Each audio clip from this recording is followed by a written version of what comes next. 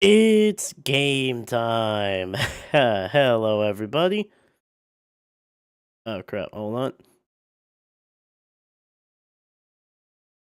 Shit. Okay. Am I good? Shit. Okay. Am I good? Shit. Okay. All right. Am I good? Okay. So, yeah. What was it? So, yeah. So, yeah.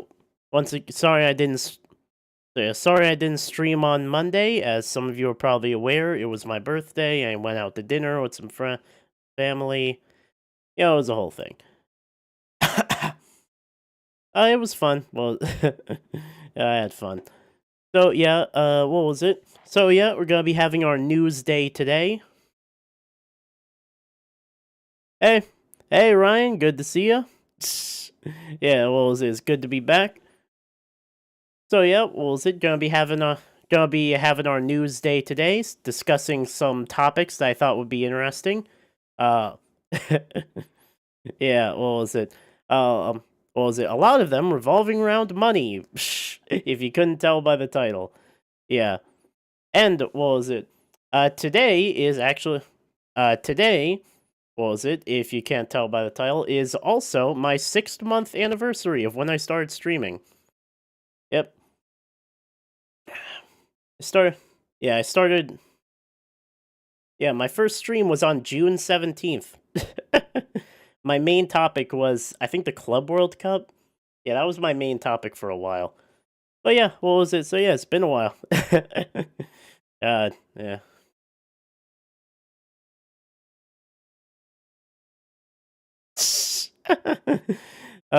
Yeah, what was it?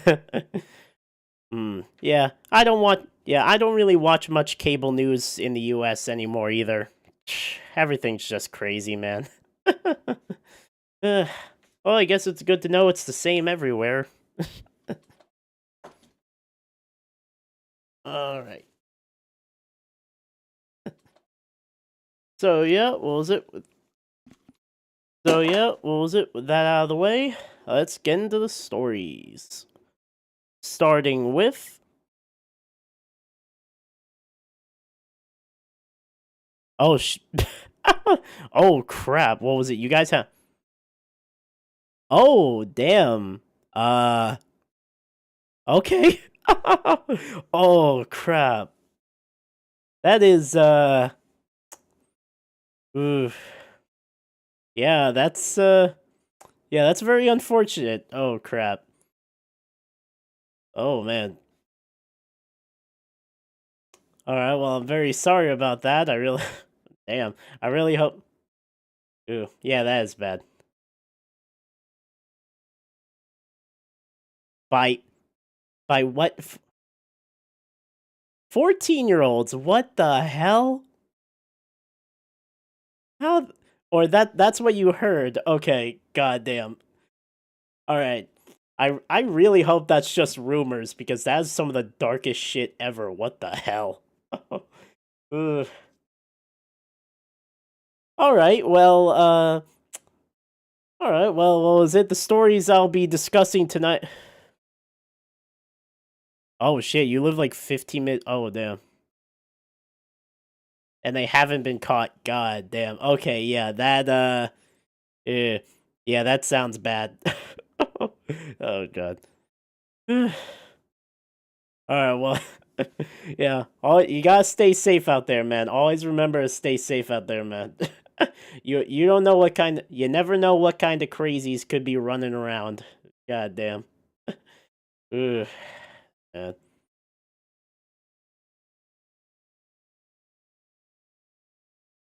Oh shit! It was drug related.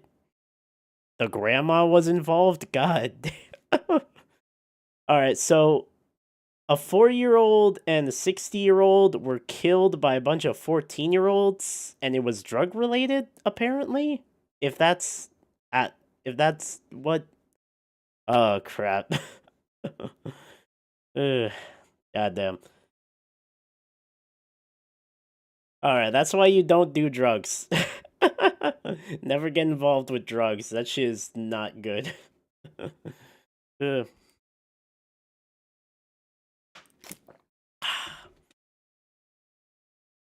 all right. Someone you know is a suspect. God damn it. No freaking way. Oh my god. And you think you know a guy sometimes. Damn. All right.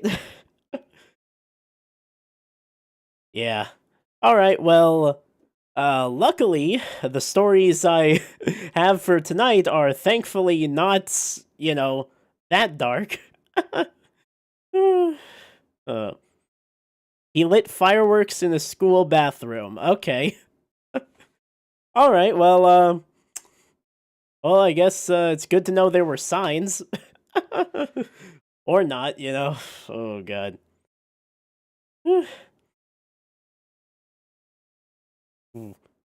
All right. Well, luckily the stories I yeah, sounds like it. Oh my god. Yeah, crazy stuff happens over here too. Yeah. Uh, All right. Well, luckily the stories I have tonight are thankfully not that dark.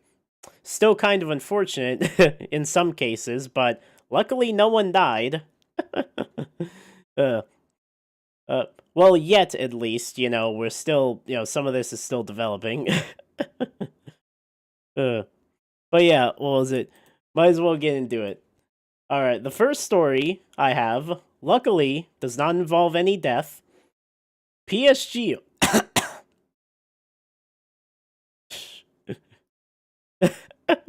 Yeah, what was it? PSG ordered to pay Mbappe 60 million euros. That's right. What was it? If you don't remember, or, what was it? Yeah. PSG ordered to pay Mbappe 60 million euros. Yep, if you don't remember, Mbappe was embroiled in a bit of a legal battle with PSG over over what he said were unpaid wages while he was still playing for them. And apparently, what was it? He has won that case. Yeah, with the courts ordering PSG to pay him 60 million euros. So yeah, what was it? This isn't really a case that I've been following very closely. I don't really know too much about it. I pretty much know what most other people know. But yeah, what was it? Yeah. no one no wonder Mbappe wanted to leave so badly. Yeah, what was it? Okay. So yeah, let's see. Paris Saint-Germain have been ordered to pay former striker Kylian Mbappe 60 million euros, 52.5 million pounds, in unpaid salary and bonuses by a French court. Mbappe had been seeking 263 million euros, 231.5 pounds, from his former club after the long-running dispute reached a Paris labor court in November. Holy crap, that's freaking what was it? That's freaking Dr. Evil level money. Like what the hell? Oh man. Let's see. You're in you're in Portugal? Oh shit, you play for Ireland's U15s? God. Oh wow, that's impressive. You got destroyed. Okay. All right. Well, that's unfortunate. God damn. Yeah, well, is it I don't really pay much attention to youth soccer. That's not really my thing. God. uh,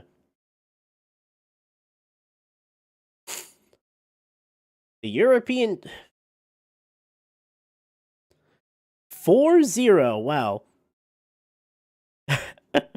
Oh, you were a goalie on the bench. All right. Well, at least all right. Well, at least you didn't get any. Well, at least you didn't let any shots in. That's that's a personal victory, I guess.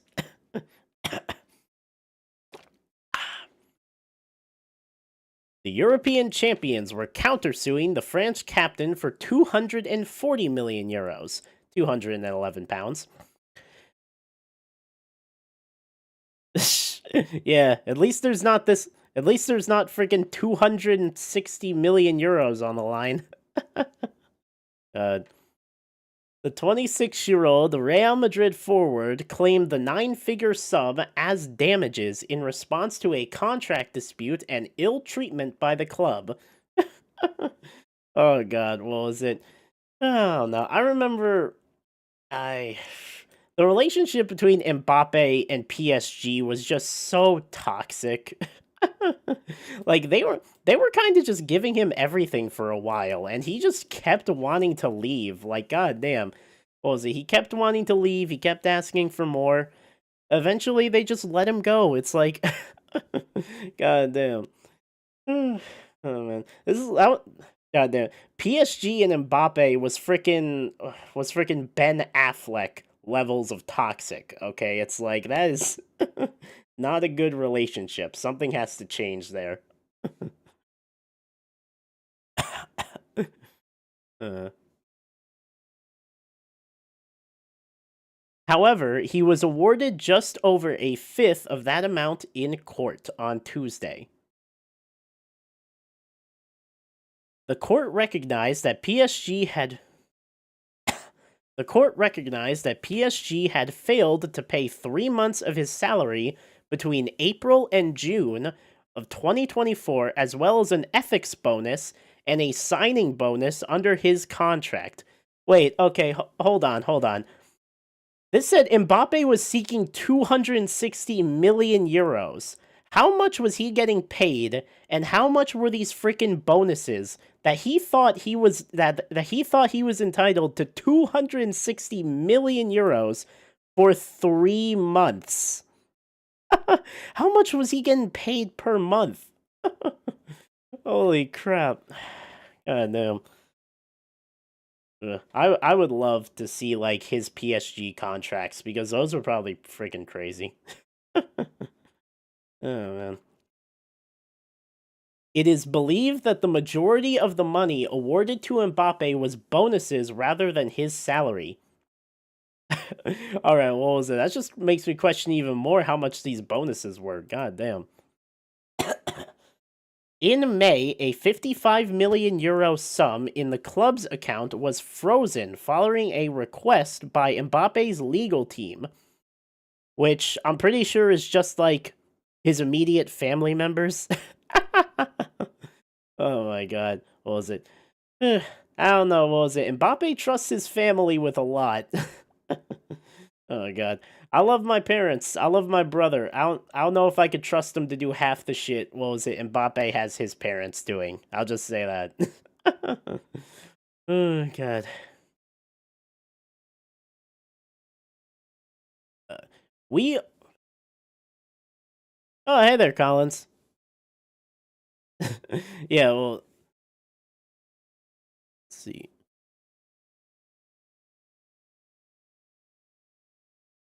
Oh crap. No.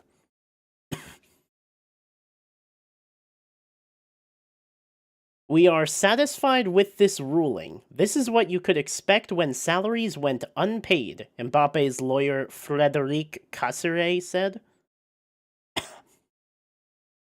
Oh yeah, sorry, what was it? Yeah, discussing some news stories today, a lot of which involve money, something something I'm kind of short on recently, unfortunately. Crap. So yeah, this first one is yeah, PSG have been ordered to pay Mbappe 60 million euros. Yeah.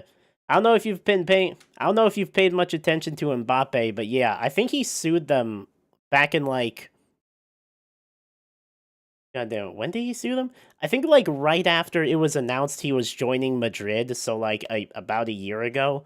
What was it? He sued PSG for unpaid wages.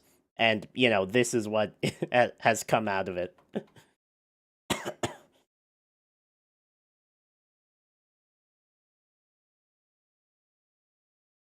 In a statement, Mbappe's legal team added, This judgment confirms that commitments entered into must be honored. It restores a simple truth. Even in the professional football industry, labor law applies to everyone. Mm-hmm. If I'm being honest, I feel like professional football might be one of the only places where labor law applies to nowadays. Yeah. God damn. Mr. Mbappe, for his part, scrupulously respected his sporting and contractual obligation for 7 years, right up to the final day. What does scrupulously mean again? Hold on.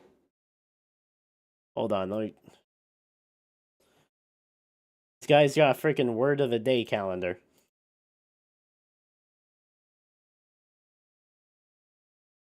In a very careful and thorough way. I don't know. What was it? I describe Mbappe's PSG years as a lot of things, but careful and I don't know. Whatever. While accepting the court's ruling, PSG haven't ruled out appealing against the decision. Of course they haven't. The club had been seeking compensation for Mbappe's failed €300 million transfer to Saudi Arabian side Al Hilal in 2023. Oh, yeah. I remember that. I remember when that was a thing. Oh, crap. That would have been the funniest shit ever. Oh, man. And that would have been a... Yeah, that would have been a world record transfer, right? Yeah, what was it? The Neymar one, I think, was only like 230 million, right? Or somewhere around there. So yeah, this would have been a freaking world record transfer. That would have been crazy. Oh god. Man, Mbappe at Al Hilal. That would have been fun. He joined Spanish giants Real Madrid on a free transfer the following summer. The club's statement read, Paris Saint-Germain takes note of the judgment pronounced by the Paris Labor Court, which it will execute, while reserving the right to appeal. Paris Saint-Germain has always acted in good faith and with integrity. I'm not so sure about that, but whatever.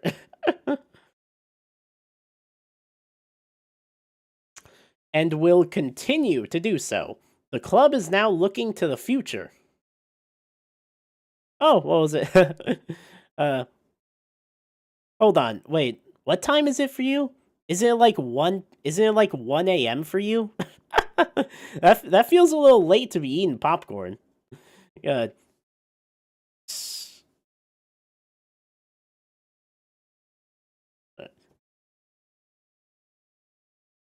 12:30. Goddamn. All right. Yo, what was it? It's your life, man. He'll probably be all right. All right, Paris Saint-Germain has...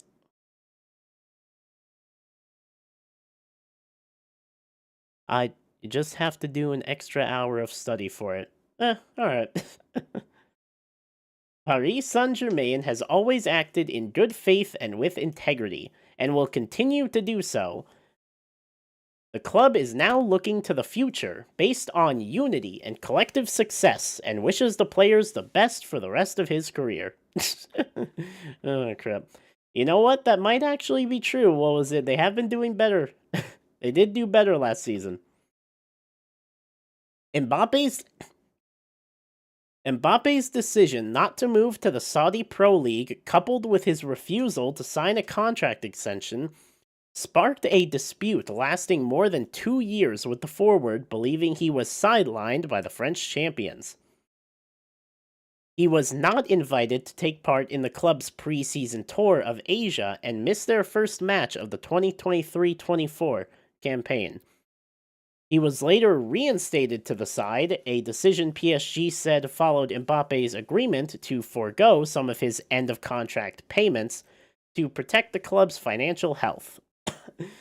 Yeah, like I said, man, what was it? The freaking Mbappe PSG was just one of the most toxic relationships ever. Like they needed to get away from each other, man. That wasn't healthy. Oh crap. However, Mbappe's representatives dismissed the claim as fantasy at November's hearing. PSG also accused the player of acting disloyally by concealing for nearly 11 months between July 22 and June 23 his decision not to extend his contract, and said the club had suffered significant damages as a result of his actions. Mbappe was at PSG from 2017 to 2024. Oh crap, yeah, he was there for a while. Initially on loan from Monaco and later on a permanent transfer, and won 15 trophies in the French capital. But never any trophies outside of the French capital. He is PSG's all-time leading goal scorer with 256 goals in 308 games. Not bad, not bad at all. Including 44 goals in 48 matches in his final season. God damn, yeah. That was pretty impressive. That was crazy. Major milestone in legal battle. Analysis. Like a different guy? Oh crap, I didn't say who this was from. What was it? This article is from the BBC Sport and was written by Elizabeth Botcherby. Apparently this is written by apparently this last part is written by someone different. Someone named Raphael Jukoben. Interesting name.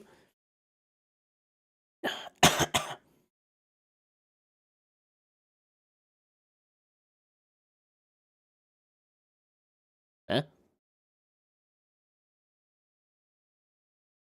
This is gonna be lies? Think so? I don't know, we'll see. Alright. Oh, what the hell?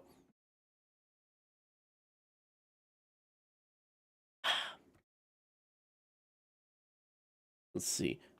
Tuesday. yeah, what was it? It is the BBC. Right. Yeah. I think I read like an article. Yeah, I think a couple years ago I read like they did like a study on like how much people trust certain like news sources. And apparently American leftists trust the BBC more than British leftists do. Which I thought was kind of interesting. This legal action took place in Spain. Hmm? Hold on, let's see. Oh, it did? Hold on.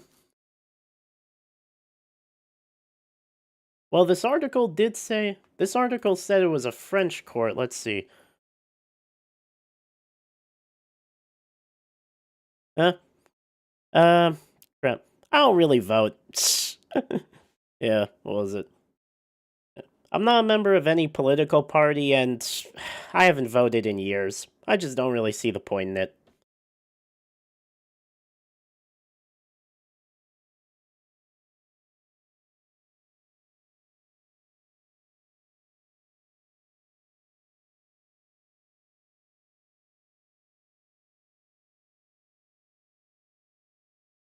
Hmm. Alright, hold on. This is the AI.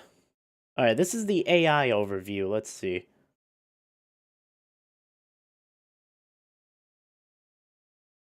Hmm.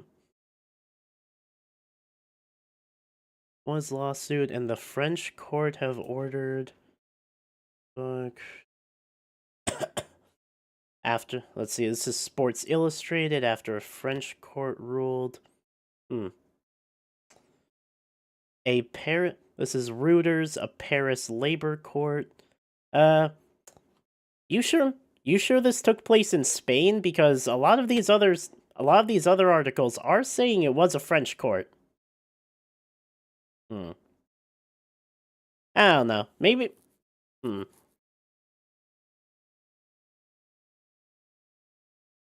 I don't know. Maybe he sued. I don't know. Maybe he sued them in like multiple countries, like both France and Spain. Because, what was it? Obviously, he himself was in Spain at the time, so. I don't know. Maybe he sued them in like multiple countries. Can you do that? I think you can. I don't know.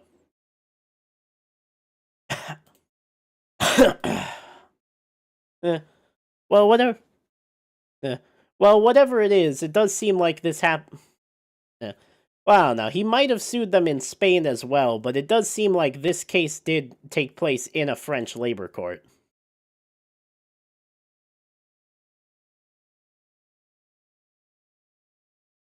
All right, yeah. eh, let's see. Tuesday's decision by the Paris Labor Court marks a major milestone in a protracted legal battle since Mbappe's departure from the capital. PSG have been ordered to transfer the equivalent of the salaries and bonuses, which went unpaid at the end of the 23-24 season. The court also rejected Mbappe's other claims, as well as PSG's counterclaims. On the crux of the contention from which the legal proceedings started, though, the court has ruled in favor of the forward. The 61 million sum chiefly consists of the third installment of Mbappe's signing on bonus. The third installment? How much was his signing on bonus? God damn. His salary for the last 3 months of the 2023-20 should have had Judge Judy for this. Yeah, that would have been fun. Yeah. Let's see. Les Parisiens are also required to keep the full ruling on the front page of their website for a month. Oh, crap.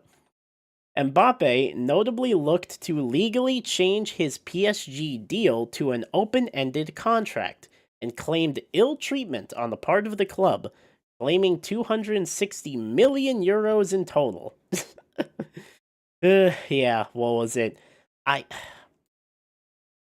don't know. I thought what was it? Like I said, I wasn't really following this case that closely, but I did know some things about it. I don't know. I thought maybe Mbappe might get some money out of it, but I never thought he was going to get 260 million out of it. That always seemed a bit too high. What was it? That always seemed a bit unrealistic to me. The French champions, meanwhile, argued that Mbappe had verbally agreed to forego certain bonuses ahead of his final season at the club, after which he left on a free transfer to Real Madrid.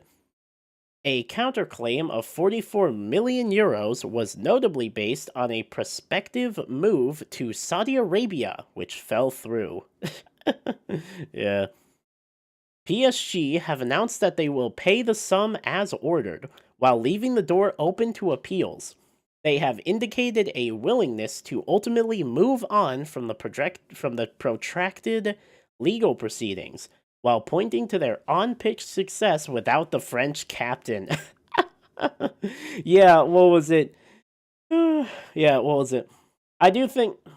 Yeah, I, like a lot of people, thought it was freaking hilarious when, like, the season right after Mbappe leaves, they finally win the Champions League. Like, that is just cosmically funny. Oh crap, yeah. So yeah, what was it? I don't know. Yeah, what was it? I remember I was thinking about. Yeah, I don't know. I feel like with everything that's happened for both Mbappe and PSG after they've, separated. What was it? I think Mbappe might have needed PSG a bit more than they needed him. Just looking how things have gone for the two parties afterwards. Oh, God. Wait, Mbappe got 210 million bonuses from Real Madrid and PSG now? Oh my god. That's amazing. God damn. Crap. Oh my god. There's a lot of money. What was it? There is a lot of money in soccer nowadays. Oh crap. Yeah, what was it? Ugh. And unfortunately, the amount of money in soccer has led to yeah, what was it? So yeah, what was it? Like I said, this isn't a story I really followed that closely, but I did think it was interesting. I don't know. Like I said, what was it? Yeah, I've said it. Huh?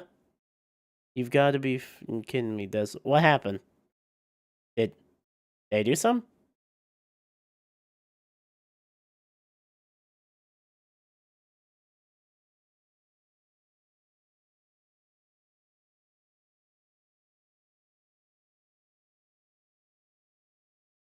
Oh, ES. Oh, fuck.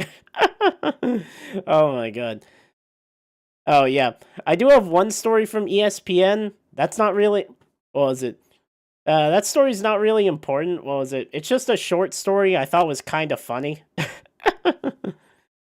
Whatever. It's just a short article.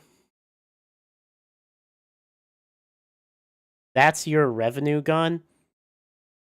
I hate to tell you this. What was it? I hate to tell you this, man. I'm not making any money off of this. Yeah, what was it? I am not monetized. Yeah. Yeah, what was it? Once I get enough subscribers to unlock monetization, I'll worry about that. Your $0 has now become -1. Oh crap, yeah. You know what? In today's world, I wouldn't be surprised. Crap. Oh crap, yeah.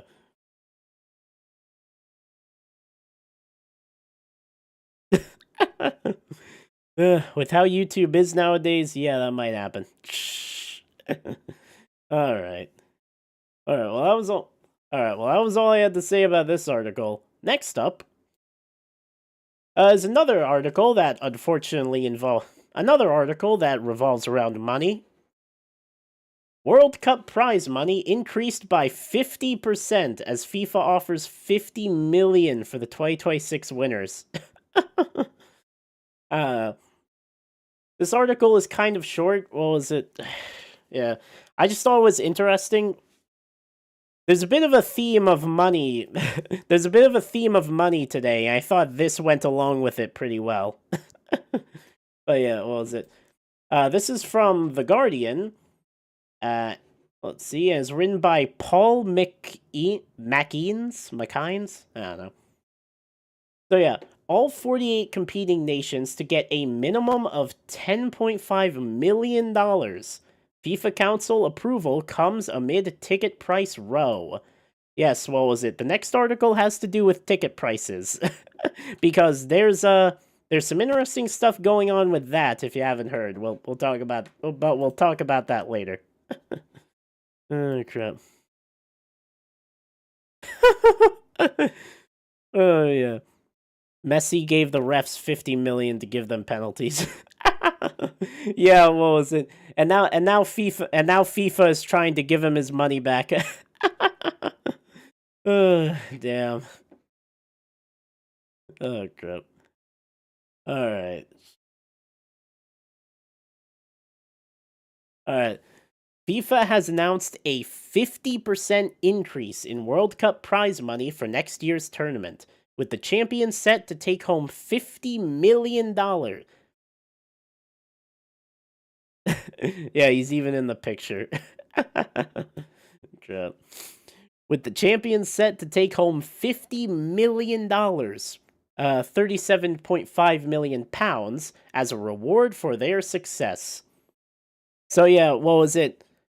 I remember at the group stage draw for the World Cup, when unfortunately when Donald Trump was up on stage, what was it? He was trying to like brag about how much money they've already made off of ticket sales. He was like, you know, what was it? Oh, this is the highest earning what was it? This is the highest earning World Cup of all time. Nobody thought this could ever happen. And it's like everybody thought this could happen. One of the main things people have been talking about is how expensive the ticket prices are and the fact that there's more teams. Everybody thought this tournament was going to make a lot of money. What are you talking about? Oh, crap. Man, that draw really was a shit show. Oh, God. Huh.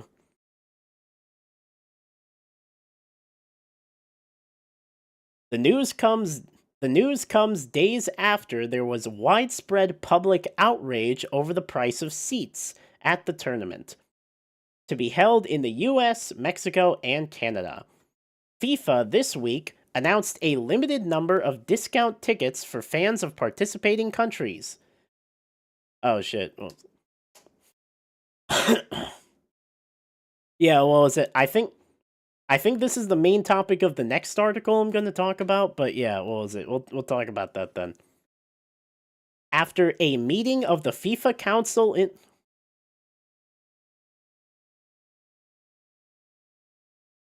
my SNA is going to the World Cup. He's going to lose all his wages on the worst seats in the stadium. Oh crap.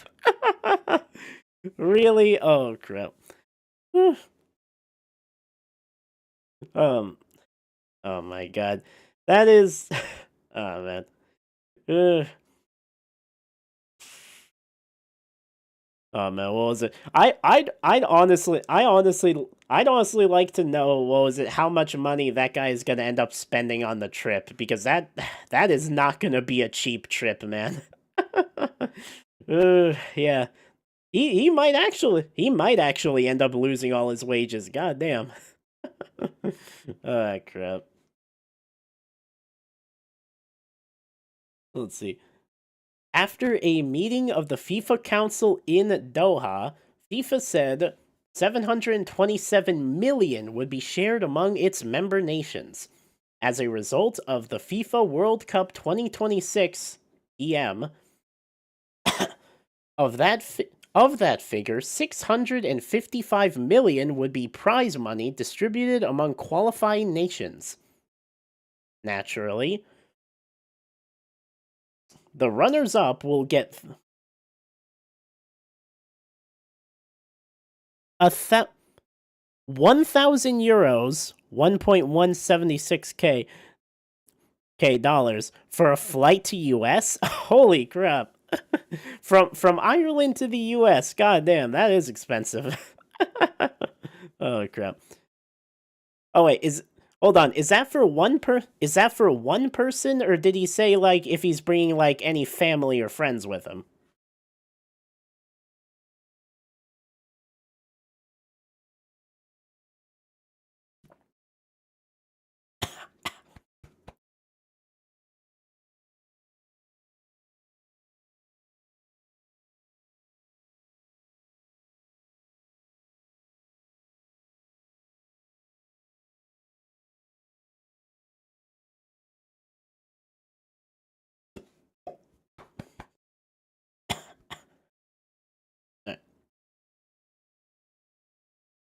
For one person, goddamn. Yeah, yeah. Ah, man. Oh, yeah. Damn. Well, you know, what was it? It's his life. Crap. Yeah, that's crazy.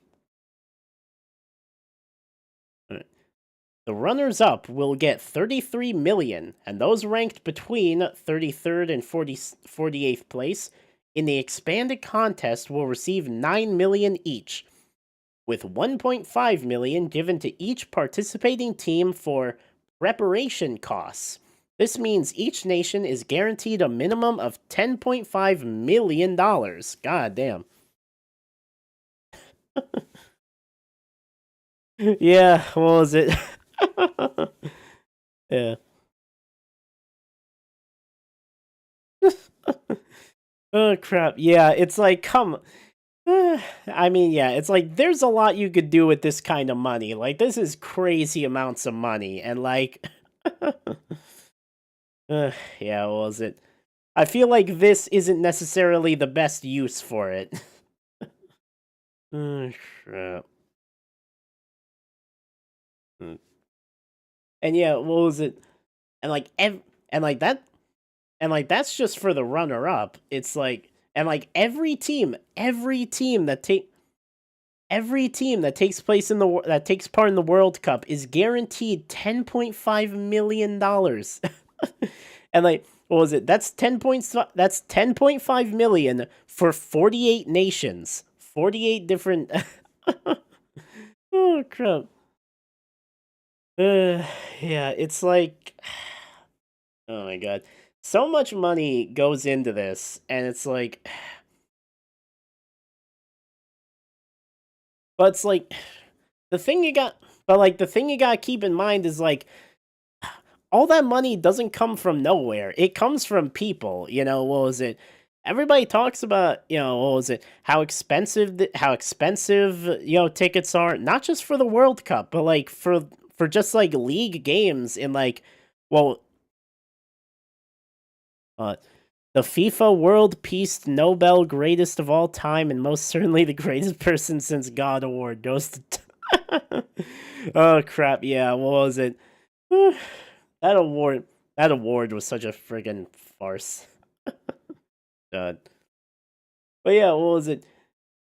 Yeah, but yeah, $10 million. But yeah, $10 million for like 48 teams is like crazy. It's like, yeah, I don't know. It's just so much money goes into this, and it's like, I don't know. But the thing is that, I don't know, that money comes from somewhere. It comes from I don't know. It comes from people who are willing to pay it. And obviously a lot of those people, there are a decent amount of like rich people who are, what was it, that money comes from. But a lot of that just comes from like regular consumers.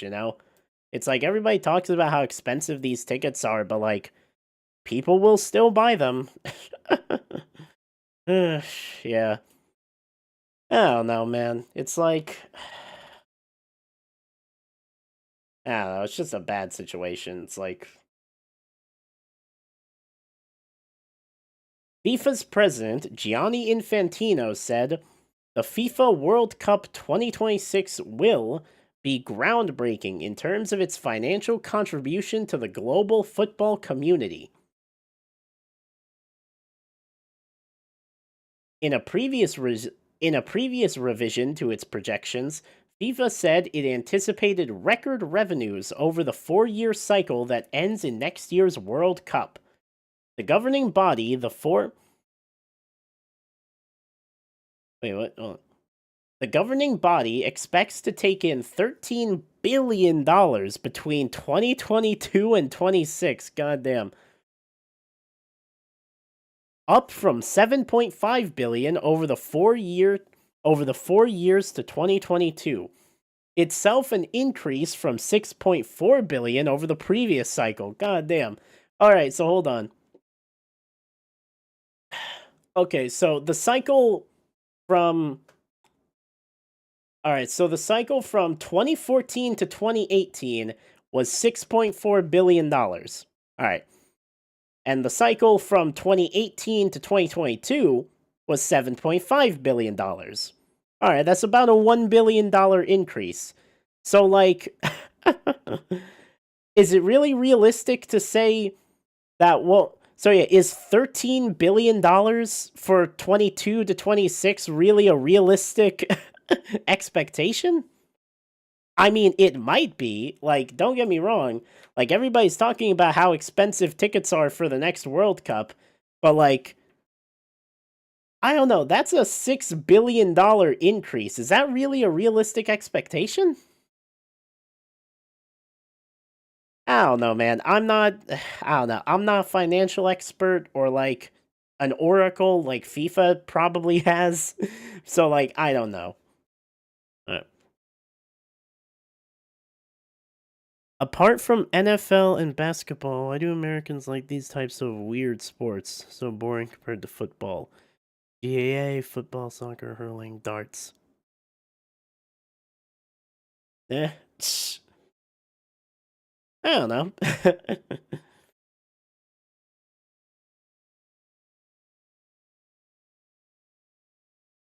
Hmm. I don't know. It's like, hmm.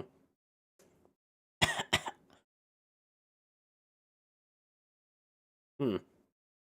I don't know. It's like probably a mix of different things. I don't know, culture, timing. I don't know. I don't understand people. I don't know why people like what they like. I don't know.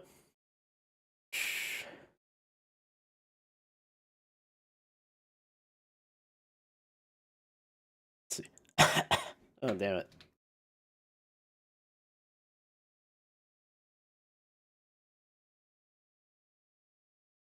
Much of the growth was attributed by FIFA to the expansion of the World Cup. Yeah, no shit. And the Men's Club World Cup, which took place in the US last summer.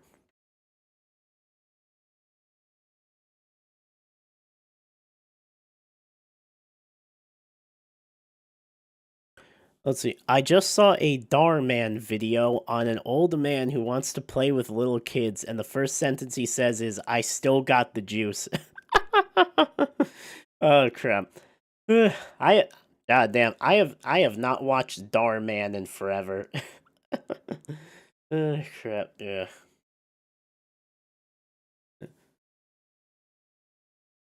Crap, where was I? Oh yeah. Much of the growth was attributed by FIFA to the expansion of the World Cup and the Men's Club World Cup, which took place in the US last summer.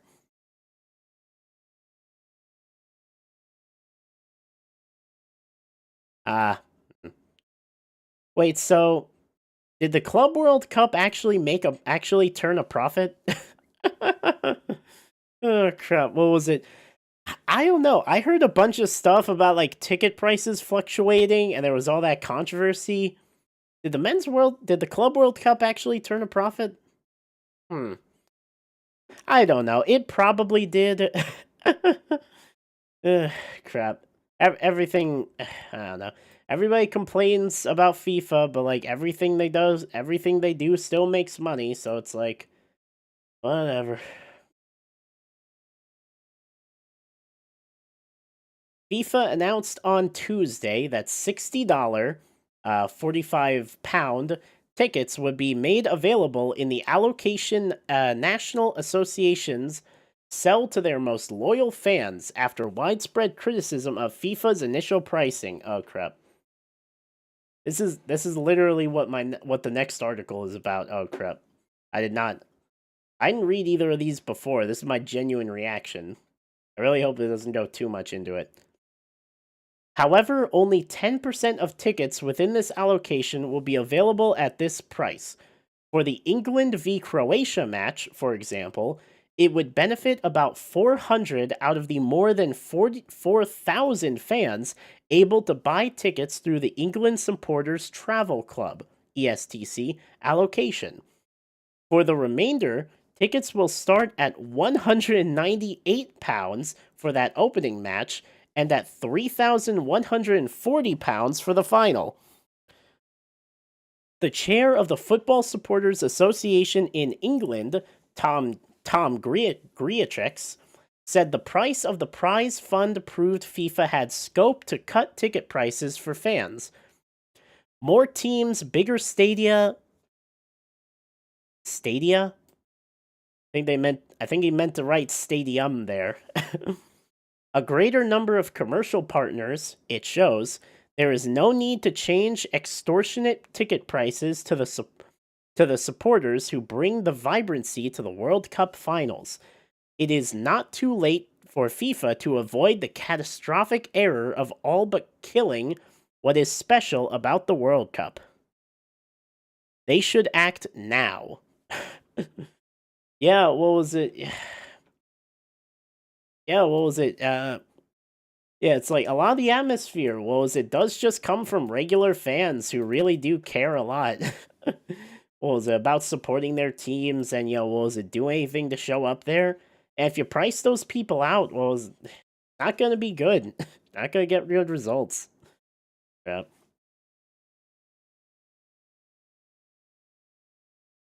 You should start reacting to football tactics videos. I think that would be a great way to learn the game more as an American.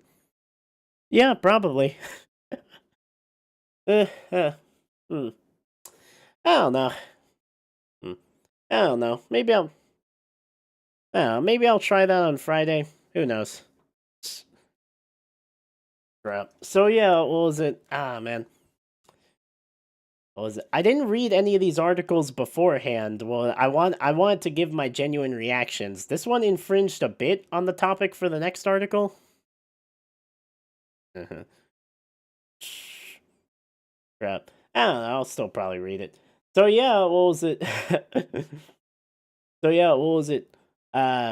Everything about the World Cup has gone bigger, including the prize money. What was it? FIFA offers FIFA offers fif- offers FIFA offers $50 million for 2026 winners. that that money could probably feed an African village for like 100 generations. But instead it's going to a soccer team. Because why the hell not? Oh, crap. So yeah, what was it? Crap. Like so yeah, this article kind of infringed on the topic for my next article. What was it? I do hope there is something new. I do hope this one does, what was it? Add something to it, at least. So yeah, what was it? This article actually comes from NPR. That's not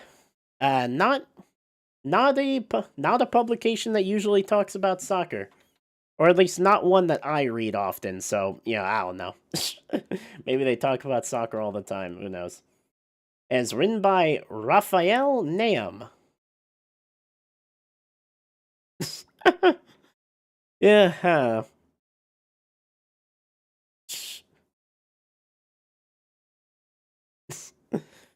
I don't know. You might be right. Who knows?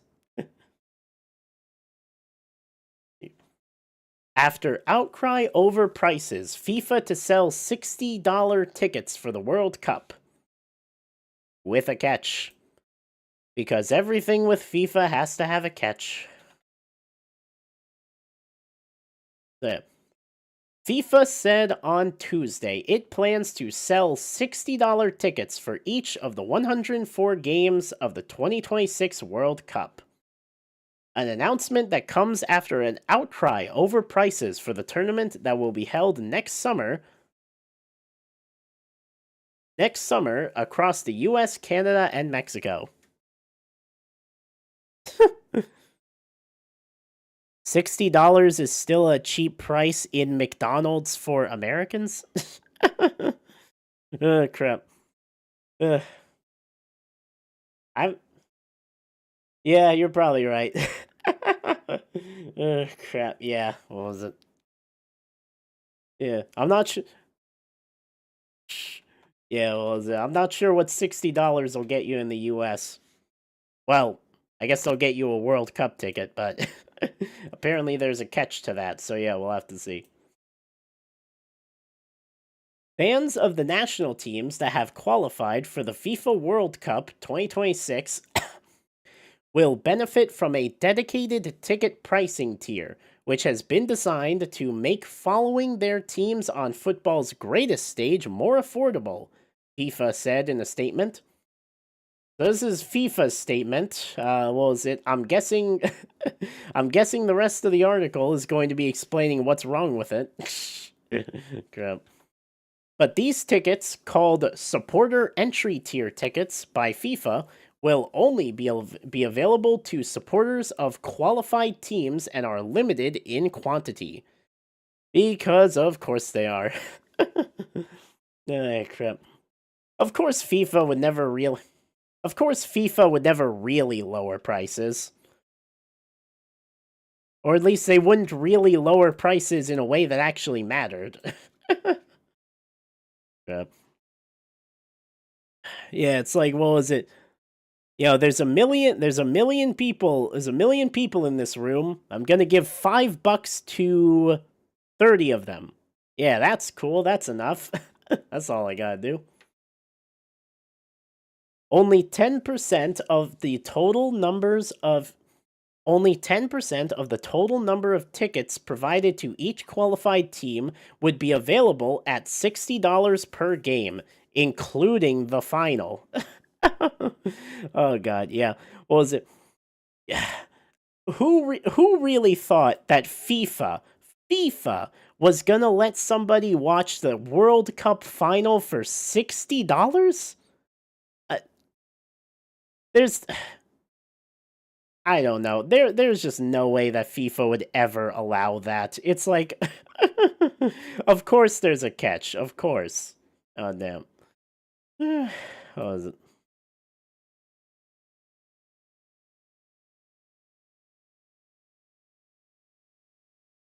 This huh. Yeah, I didn't take French in school. You know what's funny? My mom actually did. But yeah, what was it? She can't really speak it fluently, but she does remember some stuff. Yeah, what was it? Oh, you're a bit French. Yeah, what was it? Yeah. I'm pretty I'm pretty sure a lot of I think I read somewhere that like a lot.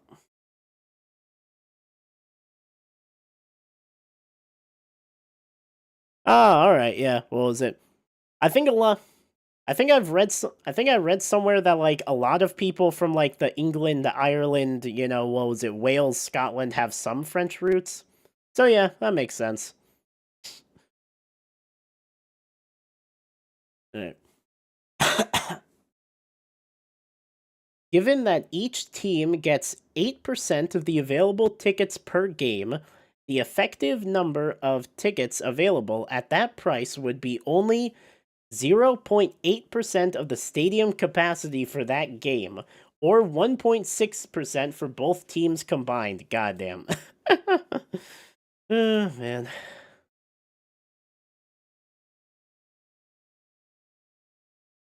My great great great uncle died in World War I in France. Damn. Oh, wow. Crazy. Yeah. But the actual number of $60 tickets could vary. Each country would determine which of its fans qualify for the cheaper tickets. In the statement, FIFA requested that countries ensure that these tickets are specifically allocated to loyal fans who are closely connected to their national teams. Yeah. I imagine a lot of these tickets might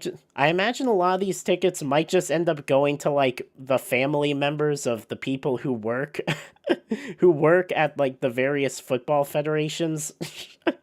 Oh my god. Watch that be how this goes down. God.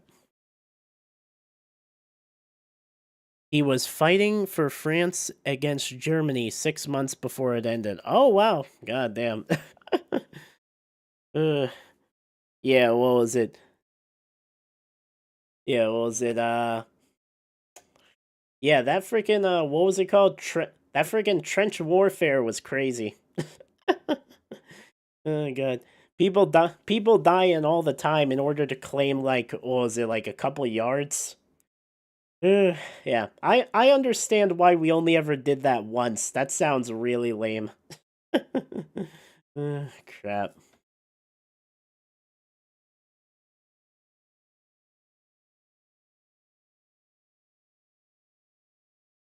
Crap. Some fans had called prices a betrayal. FIFA's announcement comes after many fans reacted with outrage at the prices for the World Cup next year, which range from $140 for a handful of initial round games to as much as $2,735 for the US opening match against Paraguay that will be held in Los Angeles next year. Prices for knockout rounds surge even more. I mean, yeah, obviously.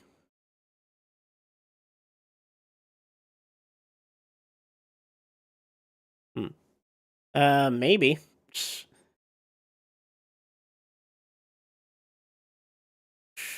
Yeah, I guess. I don't know. We might have time to do other stuff. Yeah, we'll see. Prices for knockout rounds surge even more, with FIFA charging $4,185 for the cheapest ticket for the final that will be held in July next year in New Jersey. Oh, hey, they actually just said New Jersey instead of saying New York, New Jersey, like everyone else has been saying. Yep.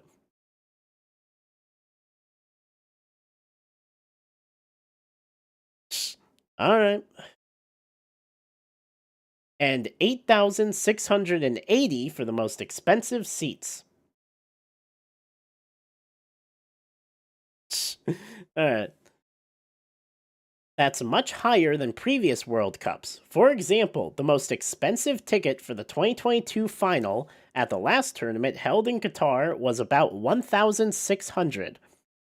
Damn. Wait, hold on. Hold on, wait, what? The most expensive ticket for the final was 1,600?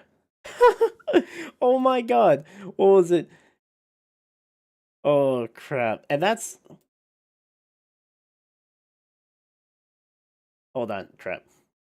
The most expensive ticket for the 2022 final at the last tournament held in Qatar was about $1,600. Goddamn.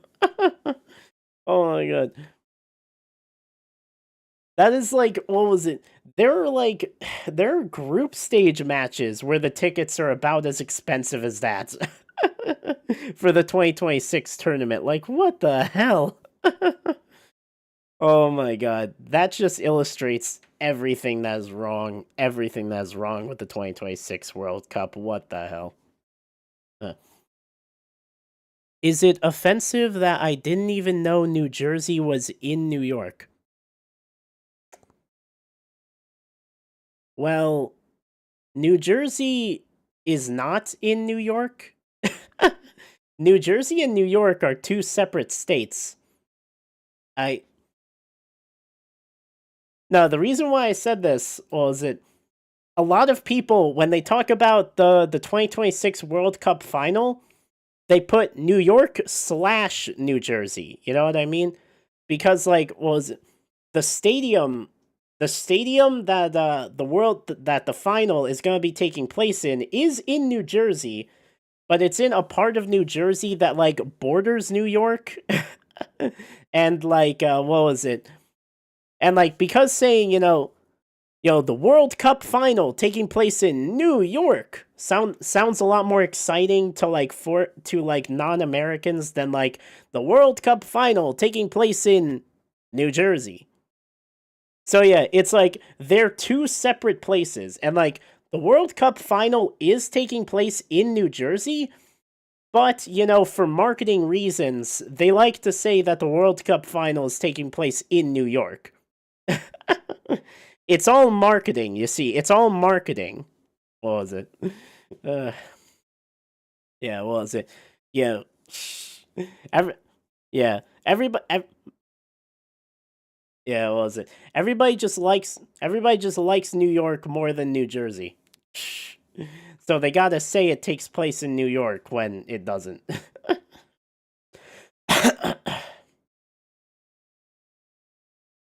Unlike previous World Cups, FIFA has yet to publish a list of prices, instead adjusting them across different sales windows without an announcement. Fans found out about the price changes after FIFA opened its latest lottery window last week, which allows fans to apply for tickets. Crap. I feel like this allows fans to apply for tickets. They're not applying for a ticket. They're applying for the chance to buy a ticket. That's why I think this lottery system is like the dumbest thing ever. What was it? Imagine if imagine if you entered a lottery not to win a new car, you entered a lottery to buy a new car. That's essentially what FIFA did. You're entering a lottery to win the opportunity to buy something. It's the dumbest shit I've ever heard. I don't know. God damn. Uh, I don't know. Sometimes I feel like the whole world is just turned upside down. What are we even doing anymore? God damn. And many fans were upset. The Football Supporters Europe, a group that represents fans across the region, called the ticket prices a betrayal to the most dedicated fans. On Tuesday, the group said on X, formerly known as Twitter, it becomes FIFA's latest announcement, but added it was not enough. Based on the allocations publicly available, this would mean that at best a few hundred fans per match, and team would be lucky enough to take advantage of the 60 USD prices, while the vast majority would still have to pay extortionate prices, way higher than any tournament before, Football Supporters Europe said. Demand appears high, however. FIFA has defended its pricing policy, saying it's adapting to prices in the North American market.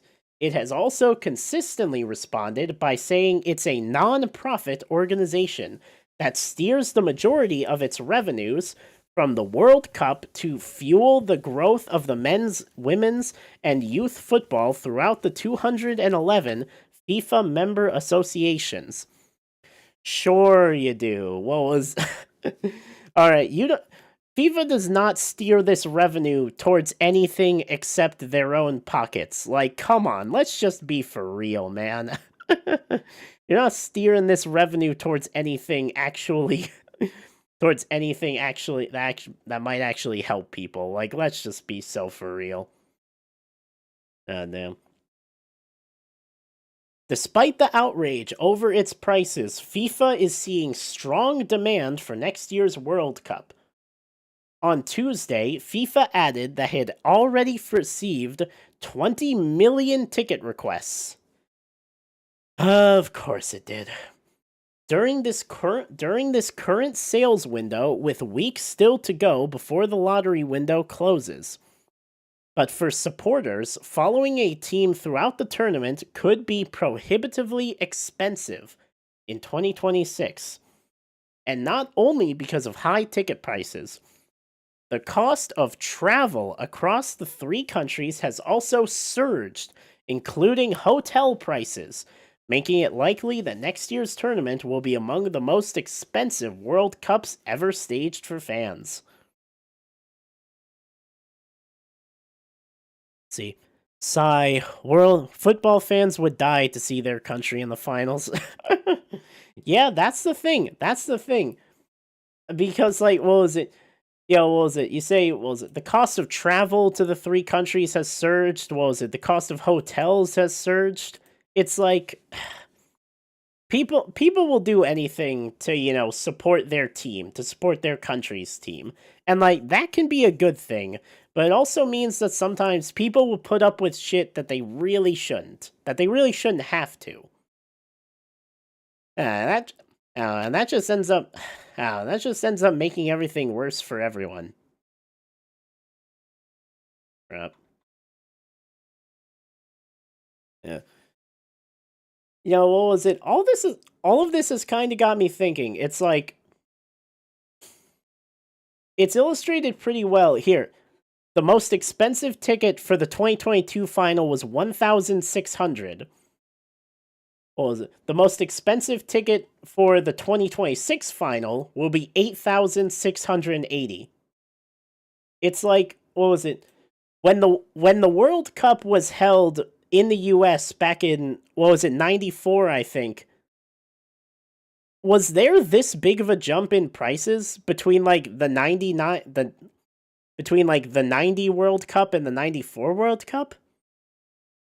I mean, what was it? I feel like it probably did get more expensive, but like I kind of doubt it was this big of a jump. Like it couldn't have been. Could it have been? I don't know. Oh, hold on. Let me see. Most. You almost swallowed a black popcorn. Well, that's unfortunate. What was it? Just try not to do that again. 19. Oh, I'm looking up something real quick. Since 1990 World Cup final ticket. The most expensive face value ticket for the 1990 World Cup final was 168 USD, which was an equivalent of 200 at the time. Oh, this one said 360. All right, so let's say it's around here. Now, let me check some. Let's check 1994. The most expensive official 1994 World Cup final ticket cost 475. Okay, so there was a jump. There was definitely a jump. But like, what was it? Here. What was it? The most expensive ticket for the 2022 final at Qatar was 1,600, all right? And the most expensive ticket at the 2026 final is 8,680. So like, okay, yes, there was a jump, but it wasn't this bad. It wasn't this bad. So like, what the hell happened? What happened during that time that like, oh my god, this is just, oh crap. This just sucks, though. So, well, at least things weren't always this bad. Oh crap.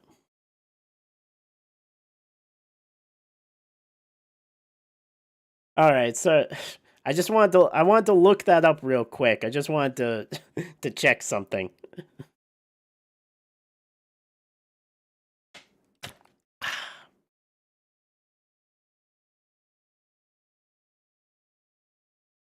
So yeah, what was it? So yeah, for the first World Cup in the the first World Cup in the US was definitely more expensive than like the other World Cups were, but like I don't know, it just feels different this time. The jump just feels bigger, you know?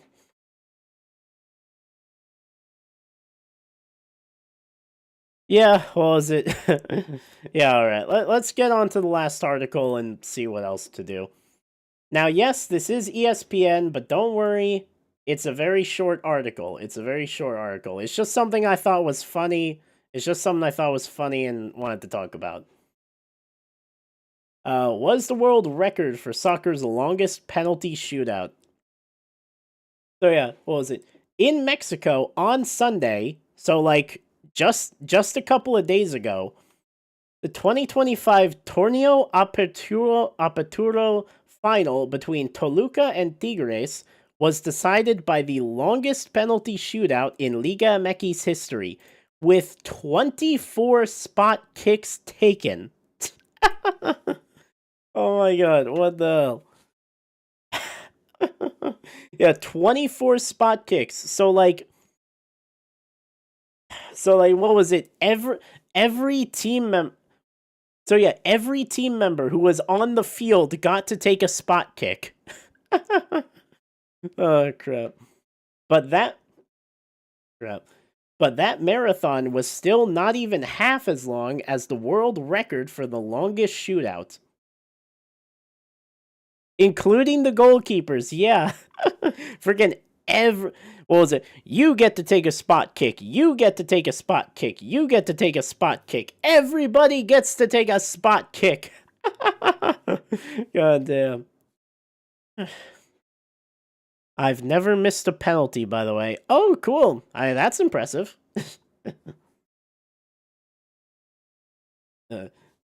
Toluca won the Apertura title after beating Tigres 9-8 on penalties.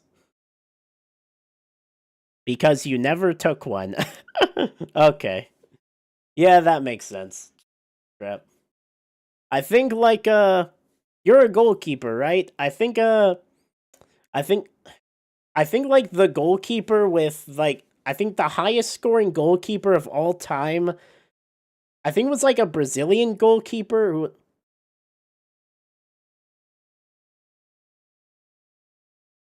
Oh, but you've been in a shootout before. All right. I think it was like a Brazilian goalkeeper who was like the designated penalty taker for his team.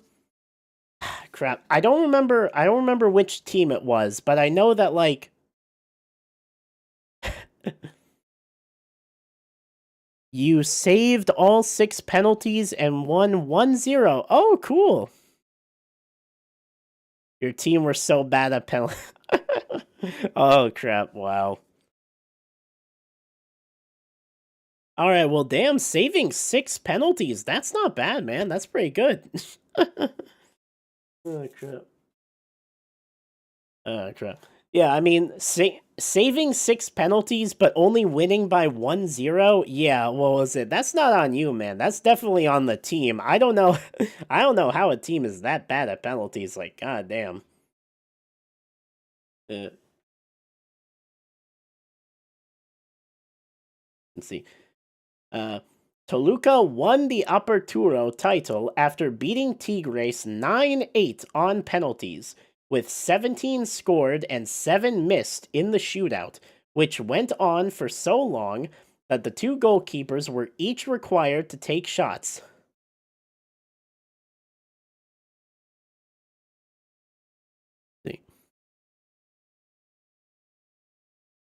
I got super fortunate with one, saved it, then it hit both posts and hit off my head, but I finger tipped it last millisecond. Oh crap! Wow. Damn, that sounds damn. Wow, that sounds crazy lucky, man. What was it? I wish I could have seen that. What was it? No. Let's see. Crap. Where was it? Which went on for so long that the 2 goalkeepers were each required to take shots. Yeah, well. Of those 7 failed attempts, 3 were saved, 3 went over the bar, and 1 hit the post. With 24 shots, equivalent to 12 rounds, the final surpassed the previous Liga MX record of 16 spot kicks. Oh, wow, so this was 8 spot kicks higher than the last record. God damn. Set in the Puebla v Chivas final in the 1982-83 season. But the world record? Not even close. The world record stands at an incredible 56 shots.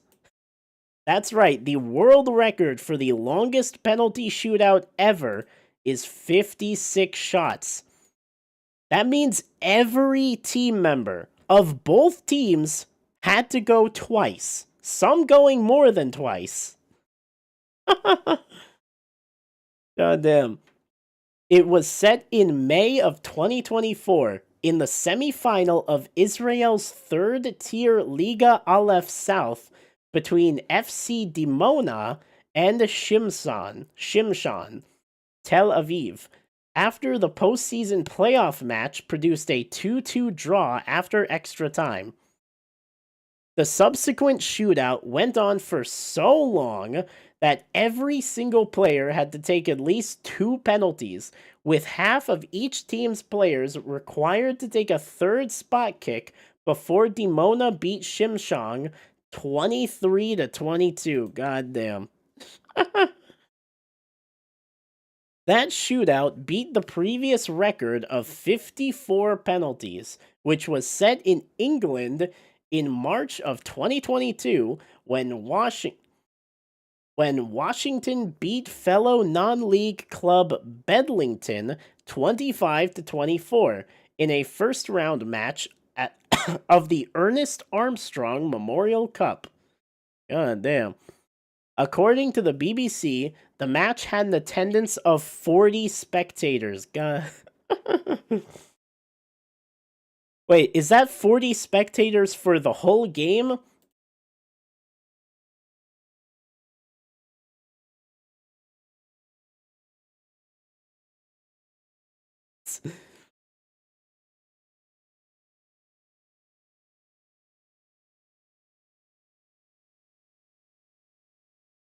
Huh? Get my joke there? Hold on. What'd you say? I got super fortunate with one, saved it, then it hit both posts and hit off my head, but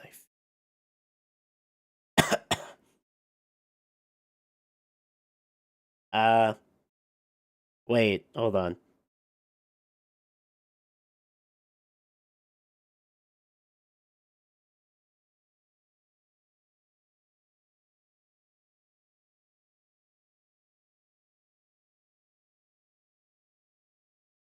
The other comment? Wait, which other?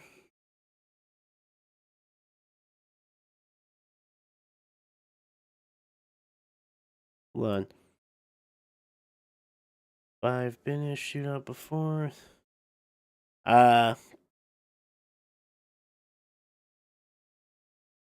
on. Team was so bad penalties.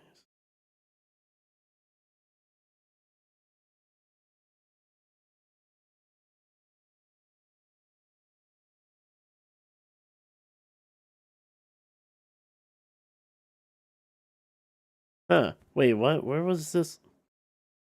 Crap. Can't actually see it.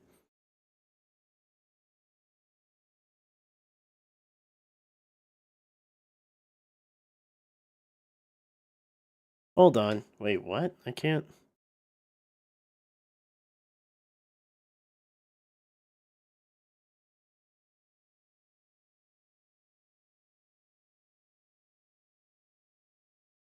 Wait, hold on. No.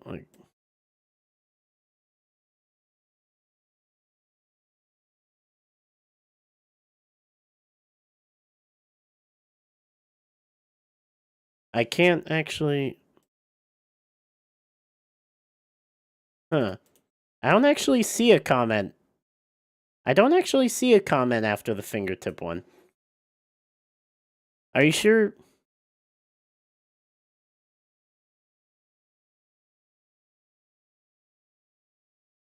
Hold on. Let's see. Can you see that?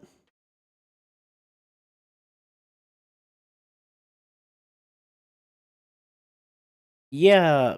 Hmm.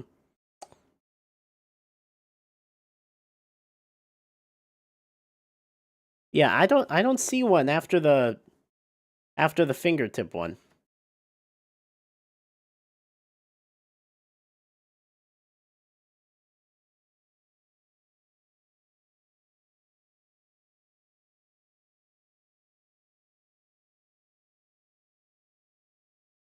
Oh, okay. Yeah, I guess I guess it didn't go through. Trust me, you would have walked out. Trust me, you would have walked out of the shootout because of how much misses there were in it. It was like a. It was like a Okay, yeah. What was it? Don't worry, I get that one. All right, yeah. Crap. Nice one, kid. Oh my god.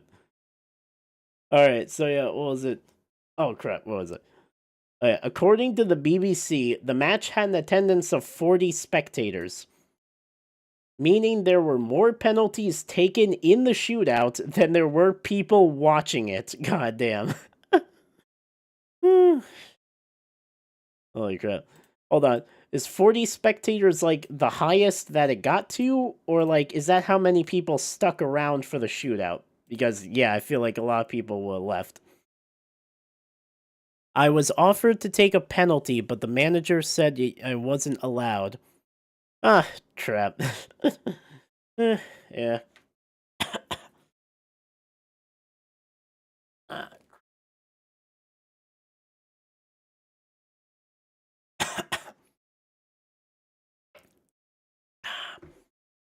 Ah. Uh, man. Sorry about that, I guess. So, yeah, what was it? That was just a short article I thought would be fun. I thought it was a funny topic. I just got a video recommended to me called "Go to Sleep." Oh god. Yo, what is it? What is it like 1 a.m. for you? Yeah, you might want to follow its advice. God damn. Yeah, what was it? Hmm. Yeah, what was it? Yeah, it's been like uh I guess we could try and watch one uh I guess we could try to watch one video.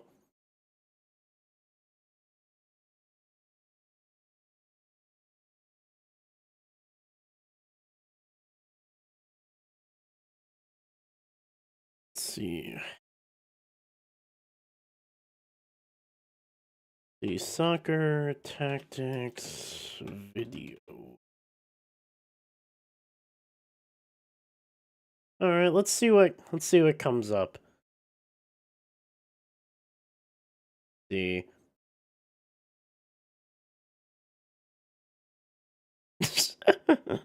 crap. Let's see. Uh, 9 minutes. All right. Man United tactics. All right. Man United tactics.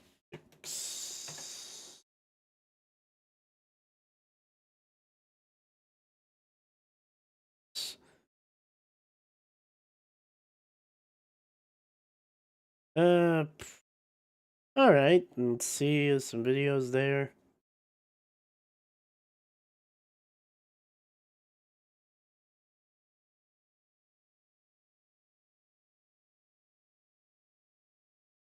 Let's see which one.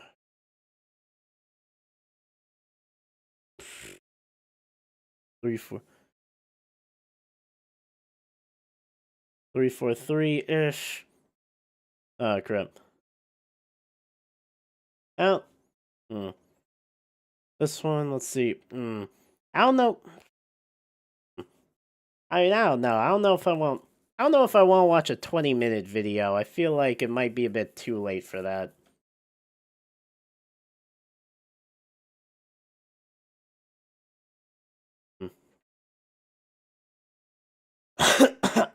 Oh crap.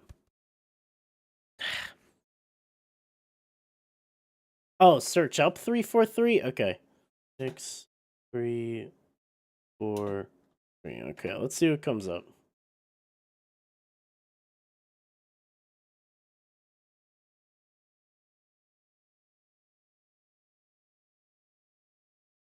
Okay, let's see. All right, there's a couple shorter ones, I guess. Ruben Emery's new. Oh wait, no, that's 433. Let's see. This from. Oh, this is kind of an old one. I don't know. This is proof one. All right, let's see it. Yeah.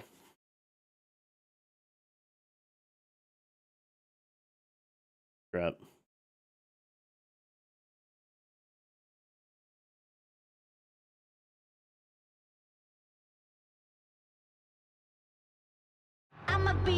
Introducing Luxury's Most Wanted, the first ever Infinity Q. Now, I don't know if you guys have noticed this or not, but I'm getting the feeling that Ruben Amorim likes a 3-4-3. The reason for that is because tactically it gives him a potentially unique weapon via the two wingbacks. You see, most teams that play in a back four don't physically have wingbacks in their team. So for Ruben Amorim, this is potentially something unique, something that makes United different to every other team in the league.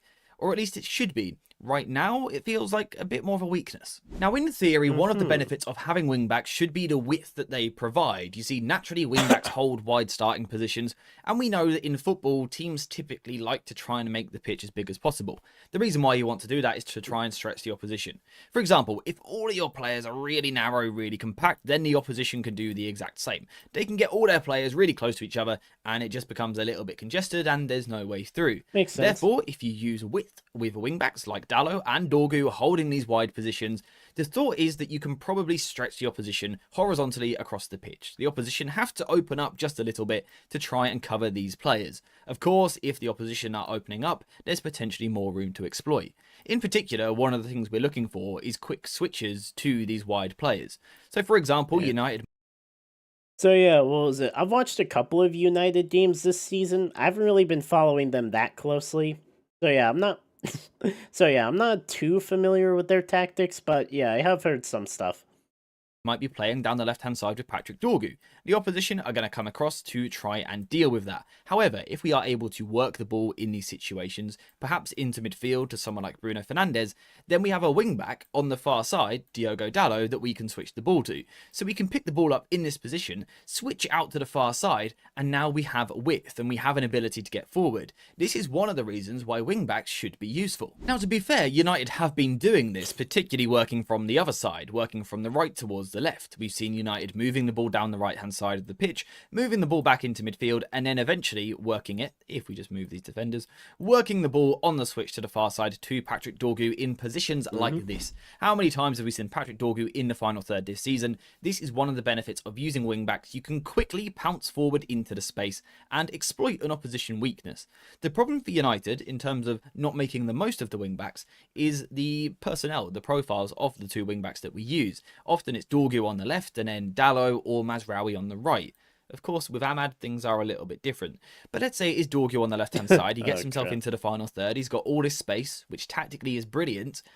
Then when he looks to deliver into the final third, he just doesn't have the quality. Patrick Dorgu at this moment in time is not a specialist crosser. And this is a bit of a problem for United. In terms of the most crosses attempted into the box, two of United's top four are Patrick Dorgu and Diogo Dalot. Two players that I've just said can't cross. So tactically, in terms of space manipulation, we are working this situation well. We are getting into good areas. But for me, there is something slightly flawed when two of your highest crossers are players that can't cross, which actually turns it into a bit of a weakness, because when you get into the final third, you look to break a team down, we're ending up with rather poor quality and we're just wasting these moments. Now, in theory, there should also be a benefit to using centre-backs when you're trying to break down a low block. So when the opposition are behind the ball, they've got their four defenders. That happens to me sometimes. Yeah, when two words are similar, sometimes I do kind of mix them up like that. Like center-backs and full-backs. Trap, yeah. It happens to the best of us. Defenders here lined up in the penalty area. They've probably got midfielders in front of them as well, and maybe even wide players dropping into deeper positions. In theory, the wing-backs should be very, very useful here, because, again, initially, they provide traditional, natural width. They are wide on the pitch, and we know that's going to stretch the opposition. So as these players are stretched wider, we know that these channels of space can open up. But the other reason why these players are potentially useful in these positions is actually because of the numerical overload that we create. So if most teams are going to defend with a back four, like they do in the Premier League, the wing-backs potentially allow United to attack with 5. 5 is more than 4. You know, just a quick math lesson for you there, which means United should be able to exploit the opposition. And in particular, we should be able to find ourselves in between opposition players. So, for example, the opposition don't really have one... Oh, yeah, what was it? It has been 6 months. Oh, yeah, I said that at the beginning of stream. Yeah, what was it? Yeah, what was it? I didn't think I didn't think I'd be up to 89 what was it, I didn't think I'd be up to 89 subscribers in 6 months. I thought it would take me a lot longer. Oh yeah, what was it? Yeah. Player that they are supposed to be marking. This fullback, for example, is keeping an eye on Dorgu the wingback, but also Cunha the inside forward. This centre back is looking at Cunha and Shesko. This centre back is looking at Shesko and Mbumo, and then the fullback is looking at Mbumo and Dallo. Of course, the benefit of this is that we should be able to get into channels, firstly. So, for example, we may be able to draw this fullback out and then slide the ball in behind Cunha in this position here. But the other thing is that our wingbacks should be able to get time on the ball because the opposition don't want to leave this space in behind. So instead, what they will likely do is once again drop their defender into this position with Cunha. What this now means is that Dorgu and Dallo, our wingbacks, have space out wide. Now again, we've got that problem with they're not great crossers of the ball, which is a problem. So we don't have that method of breaking the opposition down. So the other option really is for them to be expressive and to take players on 1 versus 1. And this is where, again, potentially a strength in terms of numerically, we've got players in good positions, but in terms of the profiles, are Dallo or Dorgu 1 versus 1 specialists? Are they players that can isolate fullbacks multiple times in a football match and look to take them on, look to break them down and make a bit of magic happen? Probably not. Yeah, and this not is a bit of a problem. If we look at Arsenal, for example, they have Noni Madueke playing this position wide on the right-hand side. He is the one responsible in the final third. Of course, a 1 versus 1 expert, someone who attacks really well. If you look at United with Dallo and Dorgu, we of course get something different. So again, the shape isn't necessarily the problem here. We can attack with an overload, we can find room out wide. The problem is we've got the wrong profiles in these positions. So again, it sort of becomes a weakness as we become predictable in the final third and are forced to play the ball backwards. Seriously, if I were him, I'd bundle my home and auto and pick up the real victory. Savings. God damn it. I need Now, to get... despite what a lot of people will have... I really need to find a new ad blocker. God damn it. My last one, what was it? Got stopped working because of that shit YouTube's been doing to try to stop ad blockers. You believe the wingback should also be useful from a defensive point of view and should actually help us be really aggressive out of possession, potentially squeeze really high and suffocate the opposition in a man-to-man press. The reason why this can work is because they are wingbacks as opposed to fullback, so for them to squeeze higher they haven't got as much ground to cover. Let's say you are a fullback in a back four, like Diogo Dallo here for example, it's quite difficult for him to jump out all the way to the high press.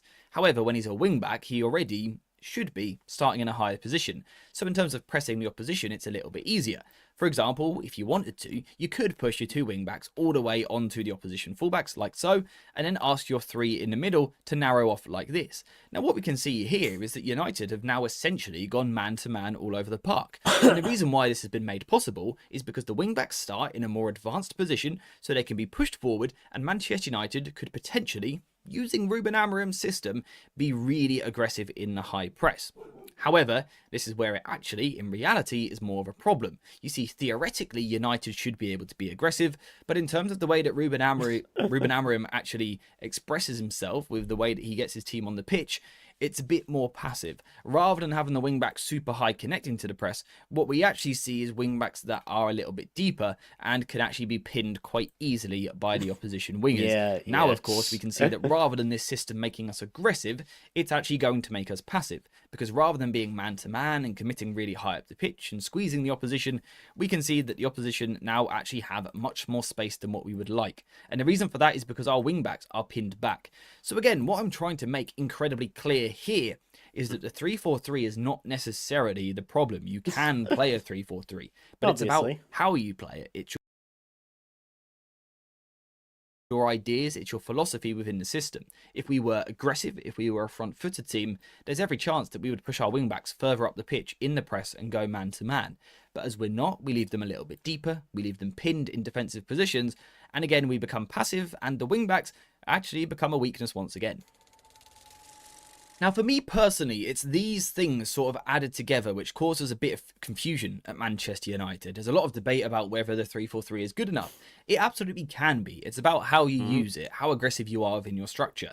At the moment, Manchester United feel confused. There are moments where we try and press and we're quite aggressive, but we don't know what to do with our wing-backs. You see, we don't have them in defensive positions like a fullback, so they don't fully cover our centre-backs. But also, we don't play them high like wingers, so we don't always support the attack. Instead, they sort of end up a little bit in between.